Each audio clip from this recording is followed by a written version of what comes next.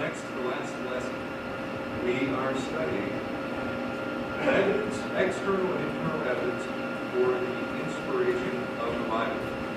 And you have to keep in mind, I have to keep in mind, that we're nested down inside of an argument.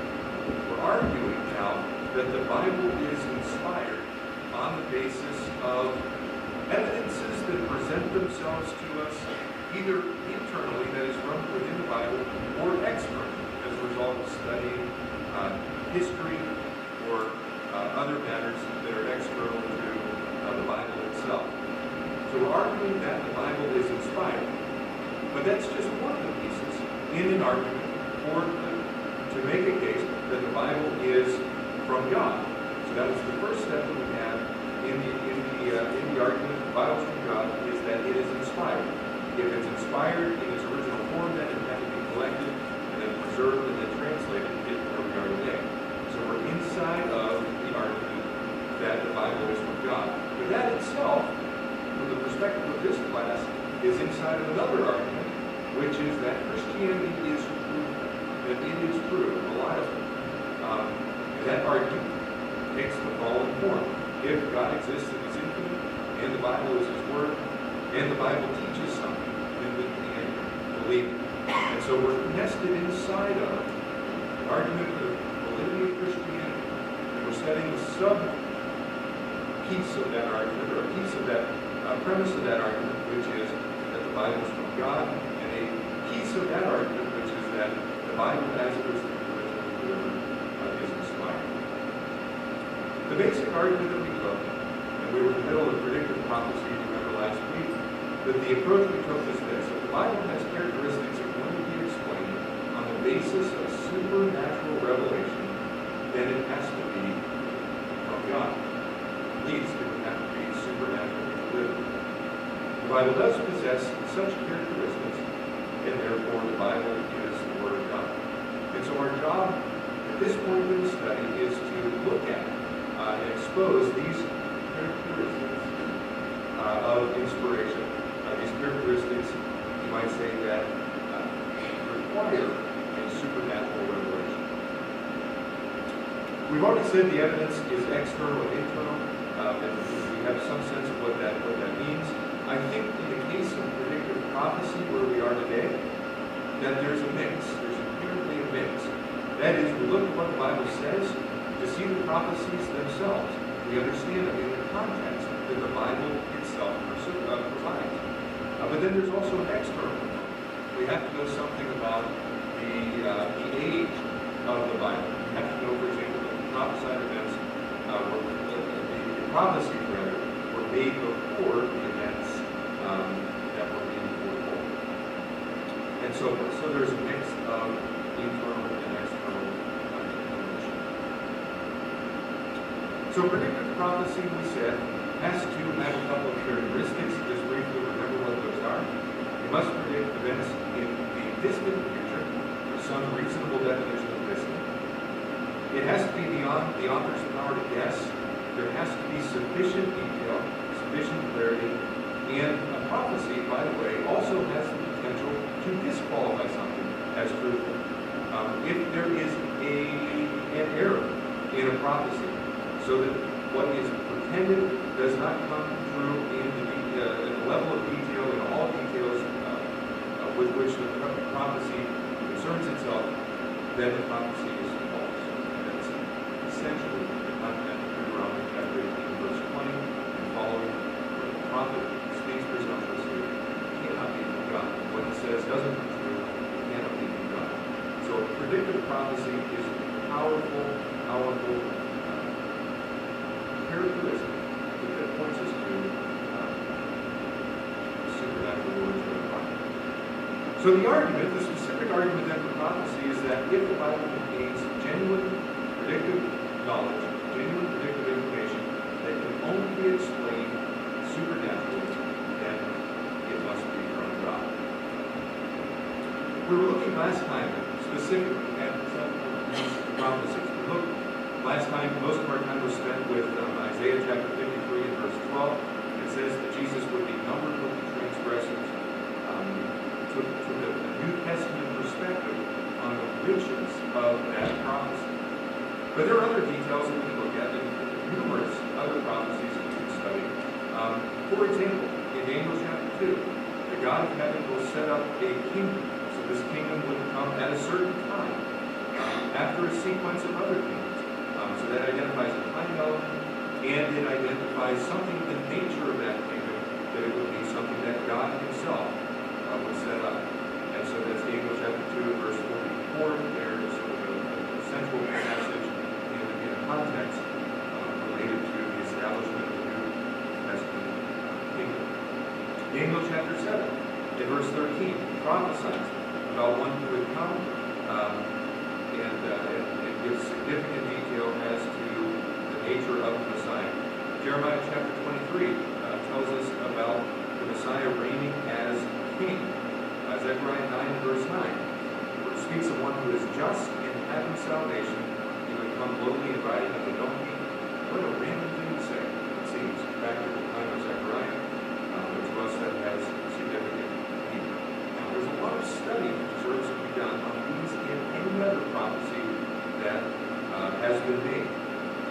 But if you can show, if it can be reasonably shown that the prophecies made in sufficient detail about events far enough future and so forth, what an argument. What an argument that is. You know, it's something like, you might think about, you might even think about time travel. As silly as it sounds to mention something like time travel in such a serious discussion. Time travel seems to be, from all perspectives, impossible. And to whatever extent it is impossible to travel through time, or a human being can travel in any meaningful way through time, prophecy is all the more powerful argument. Insofar as it's impossible for me to get myself into tomorrow and come back and say something about what I saw, prophecy is a powerful argument. But further prophecies briefly. All nations will access the kingdom, or be given access or opportunity to access the kingdom that would come. Isaiah chapter 52, verses 13 and following, the Messiah would sprinkle many nations. Hosea chapter 1 and verse 10 discusses how those who are not God's people would come to be called God's people. In Ephesians chapter 2, we see the fulfillment of that, where Paul, at the turning point, where we go from exclusivity of the Jews to now the openness and the open invitation that goes out to the Gentiles, at the turning point there, the Ephesians are invited in, and Paul sort of summarizes the tremendous blessing that those Gentile Christians had. Those who previously were not a people now are a people. Those who were without hope and without God in the world now have access by the blood of Christ. And so that's a prophecy and its fulfillment that is powerful. Thank you for bearing with me as we get through this. Additionally, the Messiah would suffer. He would suffer and he would be rejected. And all of these passages have bearing on the nature of that suffering, the reality of it. And so suffering would be a part of Messiah's experience. And he would bring salvation. In a form that is more robust than we could ever anticipate, based just on the prophecies. But once we see the fulfillment of the prophecies and look back, we are in awe of what we see. And so the Messiah would bring salvation. Now, there are a couple of quick conclusions that can be drawn as we think about prophecy. First of all, it has an obvious apologetic value. That is, it evidences the veracity of the claim that the Bible is from God in a dramatic way.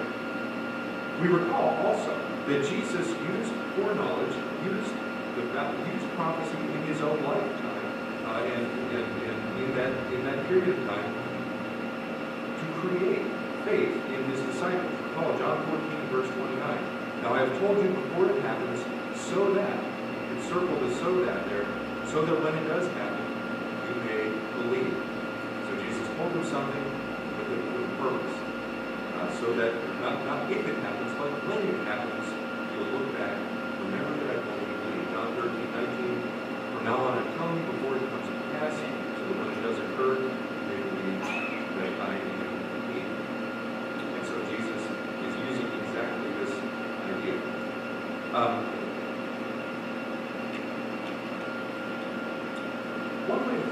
notice, by analogy, the idea of prophecy and what it does, in particular prophecies about the Messiah, are to think about meeting someone for the first time as they get off of an airplane and you've gone to the airport to pick them up. So here I am, I go to the airport, someone is coming, I've never met this person. I know something about them, though I've been given a description of them based on details about where they'll be coming from, what time they'll arrive, what plane they ought to be on, what their city of origin was, maybe something about how tall they are and what they look like, and their hair color, whether or not they wear glasses, in any number of details that could be provided. And you think about that, and suppose I go to the airport and one of the details that's provided in the description does not match. That is, it's impossible that this person in front of me could be the person described according to this list of details.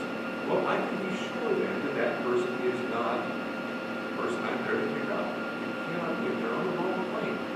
If they do not match the description in any detail, that cannot be the person that I'm there to pick up. And so the more details that are provided, the more constrained that person getting off the airplane is by those features. They have to match every single one. And the same is true even to a strict degree in the case of the Messiah. If there were any details, if there were any details about the Messiah that were not matched by Jesus, then Jesus could not be the Messiah. So there's a high level of constraint that's placed on the characteristics of the Messiah. We also notice that it is God who intends. So when we look at Old Testament passages, there is a danger of going too far one way or another, I think. That is, we can read into passages a prophetic message that isn't actually there. And at the same time, we can miss a prophetic message that is there. And so those are two types of error that we have to look out for. Fundamentally, a passage either does or does not contain a predictive element.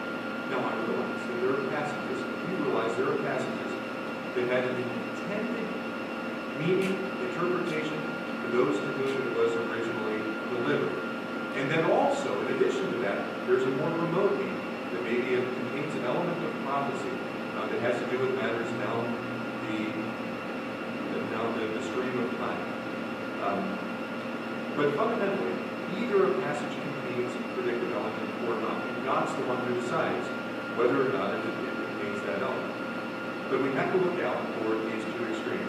If I deny a prediction of a predictive passage, then I am abusing Scripture, failing to recognize its force.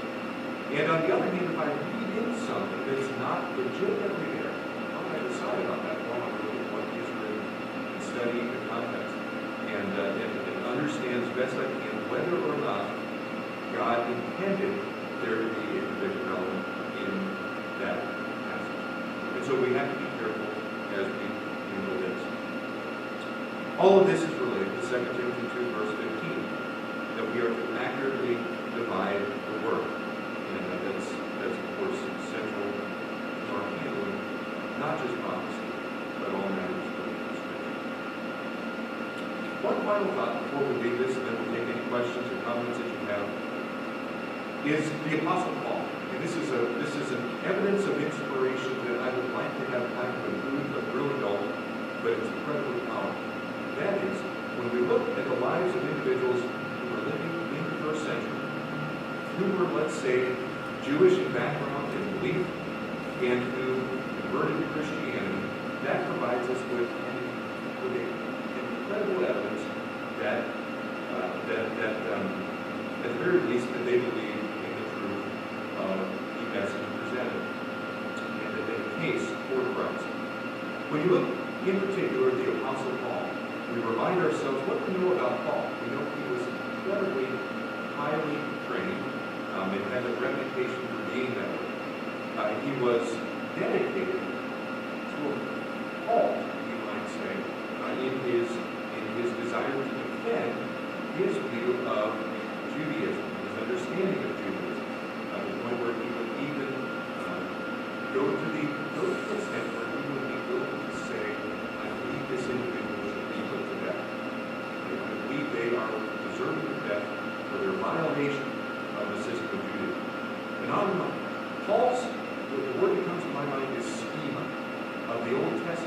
system of the Old Testament way of viewing things, of the law of Moses and so forth, the predictions of the Christ and so forth. Paul's understanding of these matters was so robust and so deep that if there were any mismatch in the details between the prophecies and the person of Jesus, surely they could not, he would not have tolerated. He would have recognized the discrepancy and would have rejected Antichrist as a candidate in Messiah. But that's exactly the opposite of what we see. Paul comes to a belief in Christ. He did that again by with a robust understanding of the New Testament, of the Old Testament, the Old Covenant, lined up with what he learned about the Christ. And so that's a tremendous evidence for inspiration. Do you have questions or comments about those points so far? Questions or ideas?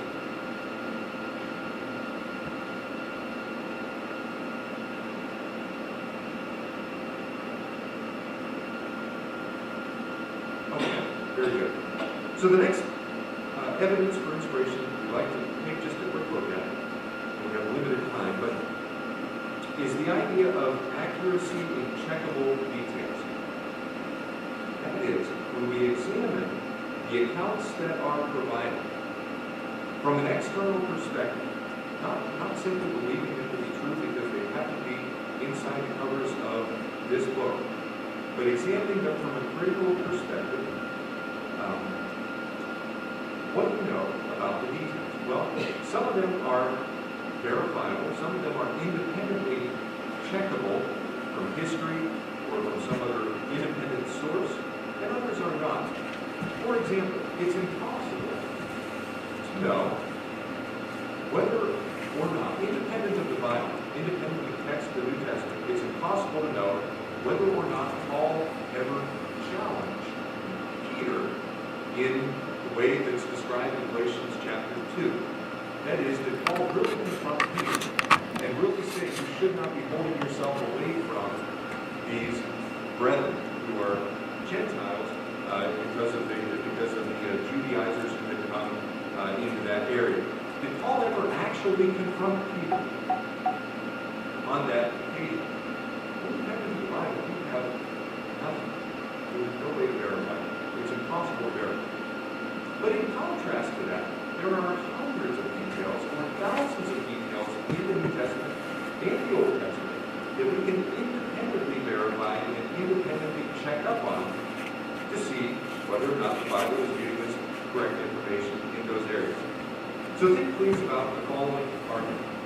If the Bible is accurate in all details that are checkable, that is independently verifiable, then it's reasonable to believe that it is accurate in all matters on which it speaks. If it's accurate where we can check, then it's reasonable. It's not automatically guaranteed, but it's reasonable to believe that it is accurate in all matters. The Bible is accurate, number two, in all details that we can check up on. Therefore, it's reasonable to trust the Bible as being reliable. Think just for a minute about the sorts of things we're able to check up on independently on the Bible. This is a considerable collection of details. The Bible mentions place names by the hundreds, maybe 1,000, I don't know, but certainly dozens and hundreds of place names are mentioned in the pages of the Bible. Jerusalem, Judea, in the Old Testament, Ur of the Chaldeans, and so forth. So many places are mentioned. But furthermore, the Bible gives relative locations of these places, directions of travel, and so forth, distances between locations. These are described in some instances in the Bible. The Bible mentions the names of rulers who are in power at various times, and again, these are instances in time, points in time where these individuals are ruling, and then one ruler leaves or is displaced, and another comes into place to take their place. but these are details provided by the Bible. There's a chronology of rulers and leaders given. The Bible speaks occasionally on what we would call scientific matters, although it doesn't do so in what we would consider a careful scientific way, because that's not its preoccupation or its concern. It does address matters of science and other matters. Historical information is provided in the Bible. So the Bible doesn't just talk, you could say, about spiritual matters. There are lots of other details that are given. In John 17, verse 17, we read, Jesus says that your word is truth. The word of God is truth. And by truth here we must mean a spoken word that accurately represents a reality. Now, there are two realities that we would think about, that we would consider here, the physical and the spiritual. In Psalm chapter 8, the psalmist is talking about the heavens and the works of your hand and how man is set over the works of your hands and so forth. In John chapter 19, Jesus is talking about his kingdom, which is not of this realm. And so there are two realities that are being discussed with. The point here then is that if the Bible is truthful, if the word is truth, then it has to correctly describe not only spiritual matters, but physical matters as well. All of these things that are showing up on the previous slide, if the Bible deals with them, if the Bible addresses itself to these matters and is truth, then it must address these matters truthfully. So again, this brings us to the idea of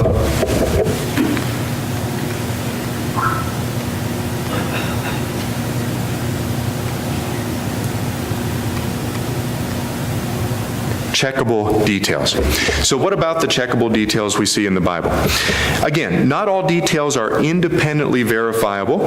Okay, there are lots of things that we cannot access independently, but we can access many of them independently, and to the extent that we can do that, the Bible's veracity is considerably strengthened. Take an analogy to the witnesses that might give testimonies to some crime. So imagine you have witness A and witness B, and they provide their testimonies, they write them down, and now they're part of the official record that will go forward. So some details are provided by the first witness, and some details are provided by the second witness. And you would never expect that the details provided by two independent witnesses to be exactly coincident with one another. There should be a little bit of difference between what witness A says and what witness B says. But at the same time, if they're describing the same event, they should give some of the same details. That is, there should be some overlap in the messages that they provide, in the testimony that they provide. And so where there is overlap, we can check for consistency of that overlap.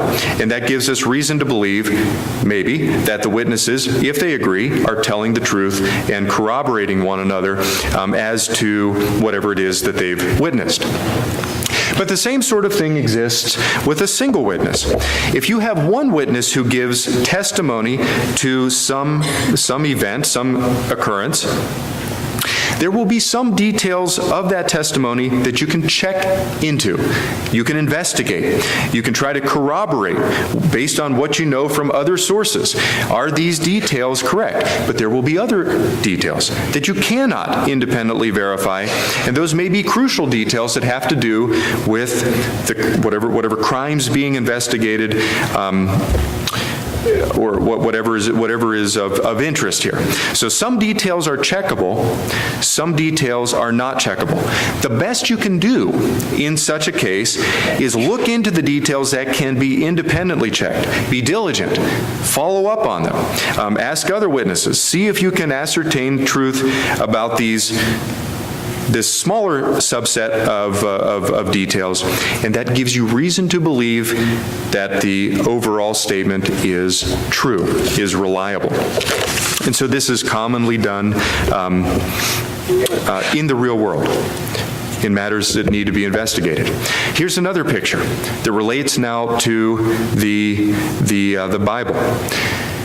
Imagine you could put into a box or into the outside oval all of the historical details about which Luke writes in the book of Luke and Acts. So pile all of those into that dark ellipse on the outside there. Those are all of the details that Luke addresses.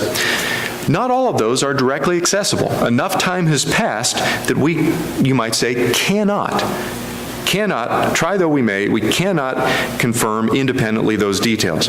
But some of the details we can. And so those are the details in the circle on the inside. And if we can confirm that there is truth, there is veracity in the details that we can independently verify, that gives us much more reason to believe that in the matters that we can't check, Luke was honest, and he was careful, and he was diligent. Now, these things pertain just to history, just to historical matters that are of the physical realm, you might say. But you can imagine enlarging that ellipse to include now other matters, spiritual matters. What if Luke was so careful in his historical details because he wanted to demonstrate a more important truth? There were other history books available at the time. What if Luke is creating something genuine? Or, to take it another step, what if the details are so correct? What if there is such consistency in the book of Luke and Acts that they can only be explained on the basis of supernatural origin, supernatural guidance? As it pertains to Luke and Acts, we recall that Luke is referred to as the physician in Colossians chapter 4, and he claims to provide in the opening paragraph of his book the exact truth to the person he's writing. The record covers from John the Baptizer down to roughly 60 AD, so a substantial period of time is covered here, and we look at the reliability of the historical details insofar as we can check them. In chapter 2 and verse 1, he says, in those days, and he's talking about the days of Caesar Augustus. In chapter 3, verses 1 and 2, now in the 15th year of the reign of Tiberius Caesar, Pontius Pilate being governor of Judea, Herod being tetrarch of Galilee, his brother Philip, tetrarch of Iturea, and the region of Trachonitis, and Lysanias, tetrarch of Abilene, and he goes on. And so he's grounding his narrative in historical details. He's referring to governors and tetrarchs and locations and the names of these individuals, giving enormous amounts of historical details. In chapter 11 and verse 28, he refers to the famine that occurred in the days of Claudius Caesar. In chapter 18 and verse 2, he refers to the same Claudius and command that he gave to the Jews to leave Rome. And so there are tremendous historical details provided here. To the extent, and we don't have time to do it now, but to the extent that these details can be historically verified, independently verified, Luke's account increases in its believability and in the likelihood that it is true. Here's a list that I pulled off the internet of several individuals named in the book of Luke and Acts, books of Luke and Acts. You can look through these, and these individuals, the large majority of them, if not all of them, are independently verified as having been in power, having played a role in the history of the time that Luke was writing. Furthermore, Luke refers to dozens of places, locations, Mesopotamia, Cyrene, Miletus, and other places. What are we to make of that? Why would Luke include all of these details and be as careful as he was, as we know him to be independently, if the other matters he was writing on were not truthful? That's not a deductive argument, but it is nonetheless an argument that adds strength to the conclusions that we're drawing. Again, the details that we can check and confirm, the historical details, are not do not cover everything that Luke said, but there is some There are some exceptions. There are some matters that we cannot directly check up on, but in every case where we can, Luke has been shown to be eminently reliable. Again, from a legal perspective, why does this matter? It matters because of the same reason that people often, not always, but often plead the fifth. That is, I know that if I speak in this setting, I'm either going to perjure myself by lying, or I'm going to say something that someone who's being very diligent could check up on and show me to be guilty. Show me to be guilty of some particular crime. And so sometimes, for that reason, an individual will plead the fifth. That is, they want to avoid incriminating themselves in one way or another. Given the vast quantities of details that Luke provides, then, it's clear that he opens himself up to falsification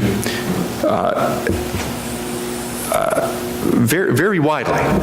He is very much open to falsification. The more you say, the longer I go on speaking about some matter and making claims about some matter, the more I open myself up to being wrong. That's just inherently true. The more he opens himself up to an accidental error that he didn't mean to make. He was being diligent, but accidentally made an error. The more he speaks, the more criticism he invites upon himself. The more I can look into it and check. If I care about what he's saying, the more I can investigate.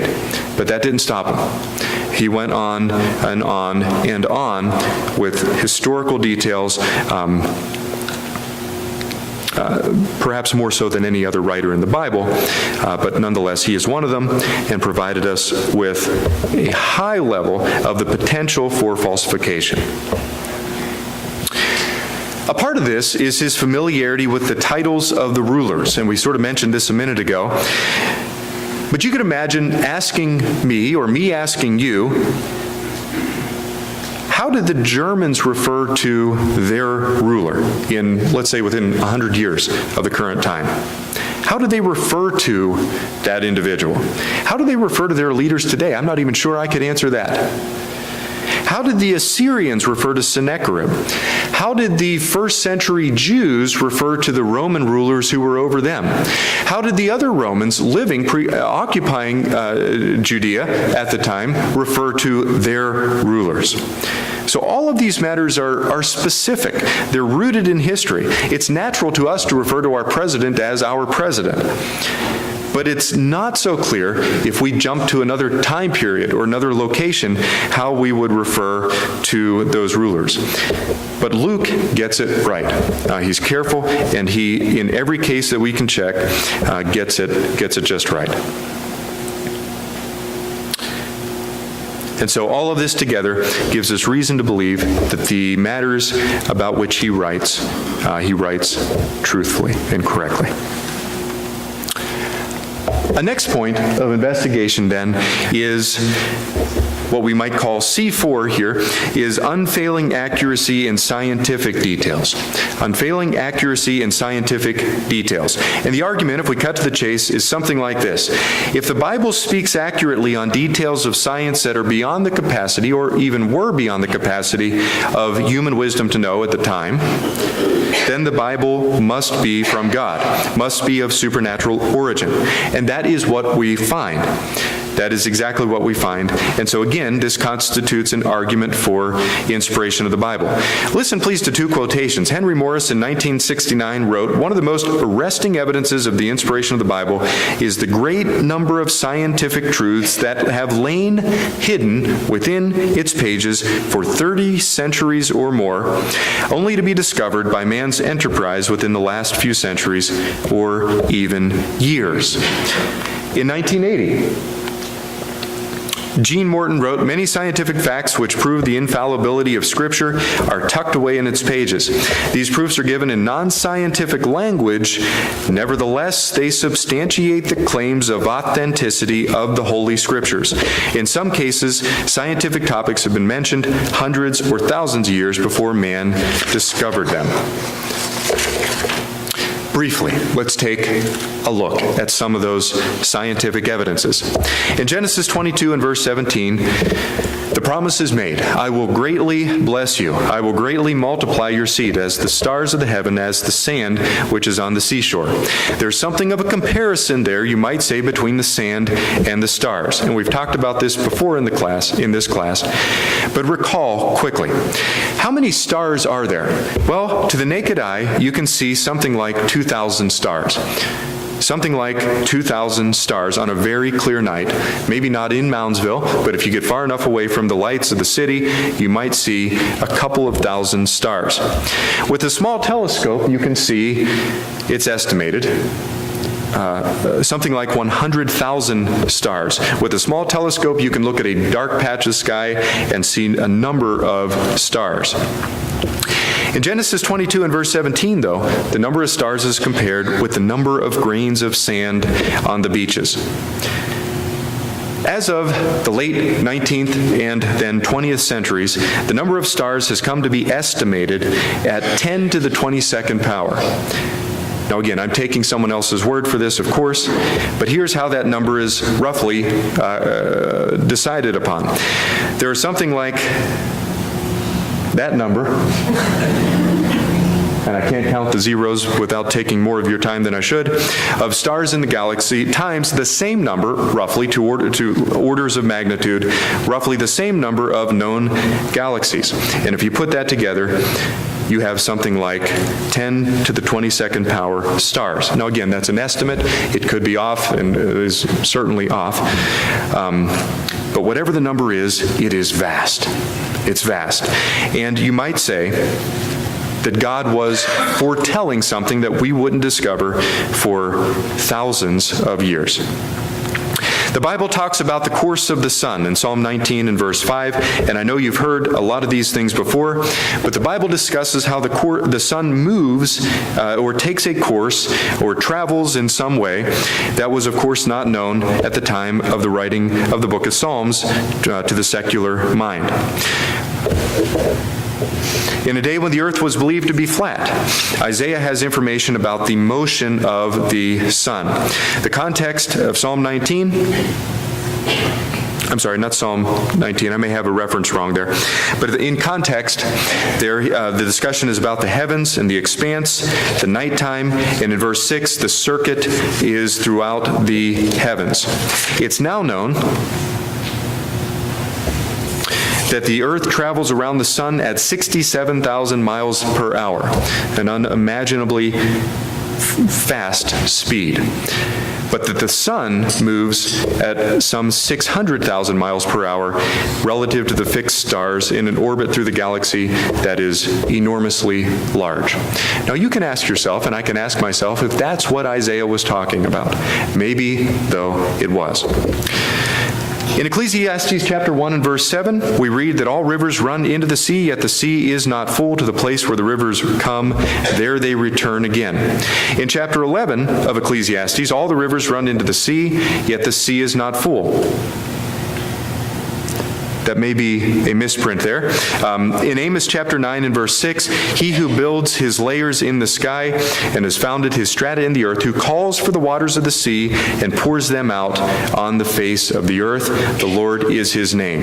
And so there's some discussion here of the water cycle. The Mississippi River dumps over 6 million gallons of water every second into the Gulf of Mexico. 6 million gallons of water. If you witness at the Mississippi River Delta that quantity, that volume of water flowing into the ocean, it's hard to imagine that the clouds that carry the rain could ever make up the difference. But in the 1500s, it was studied by a couple of individuals that a river basin in France could account for the enormous flow of another river called the Seine River. Here's a picture of that basin. This is in northern France. And that basin, that light area there, is the Seine River basin that drains ultimately into the Seine River, which empties into the English Channel. They showed in the 1500s that the volume of flow there could be accounted for by rainwater. And that was, you might say, the first time that the scientific community acknowledged what was asserted back long ago in the Old Testament.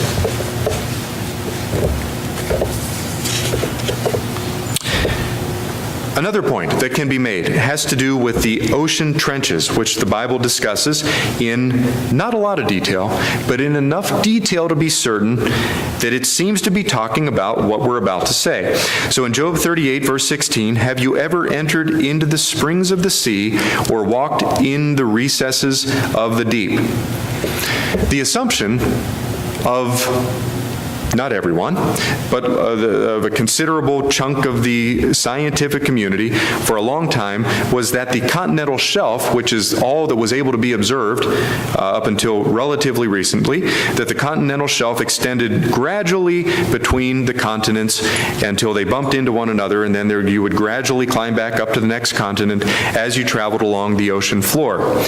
And that was until the 1870s when British researchers found, somehow, a trench that was over 5 miles deep. And it was around that time then subsequently that they discovered that there is this continental shelf, thing we call the continental shelf, that then cuts off abruptly to enormous depths in the ocean. Again, this was not known until relatively recently.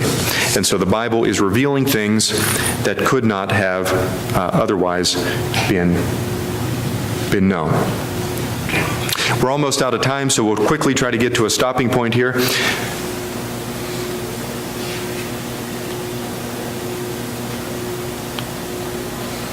We've already talked in this class about the laws of thermodynamics. Again, what matters does the Bible discuss that are of a scientific nature that reveal a certain amount or an extreme amount of foreknowledge? The laws of thermodynamics talk about the inability of matter to be created or destroyed. In Genesis chapter 2 and verse 1, the text says that God finished or completed his work of creation. He created, and then that creation stopped. The first law of thermodynamics is, as you know, completely compatible with that idea. That is, that matter and energy cannot be created. Every chemical reaction inside of our automobile engines, as we're baking and cooking and whatever we do, all chemical reactions consist of rearrangements of matter, never, including the burning of wood or other things, never the creation or the destruction of it. That's consistent with what the Bible says from the first page. The second law of thermodynamics says something similar, that is that all things tend toward homogeneity, you could say, or all things tend toward maximum disorder is another way of saying it. If I put a drop of food coloring in a bowl, it will disperse. It won't stay bunched up. It will spread out throughout the bowl. A turkey cools down. It reaches some kind of equilibrium in terms of its temperature with its environment. Electricity flows because a potential does not want to be bunched up at one point. It would rather spread throughout the circuit. All things wear out. And the Bible says exactly that. In Hebrews chapter 1 and verse 11, the earth and the heavens will perish.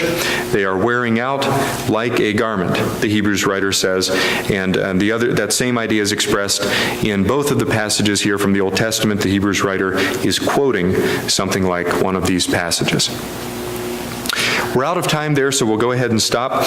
With our last week, we'll do something of a summary and try to put together as best we can all of these matters. Thank you very much for your attention this morning.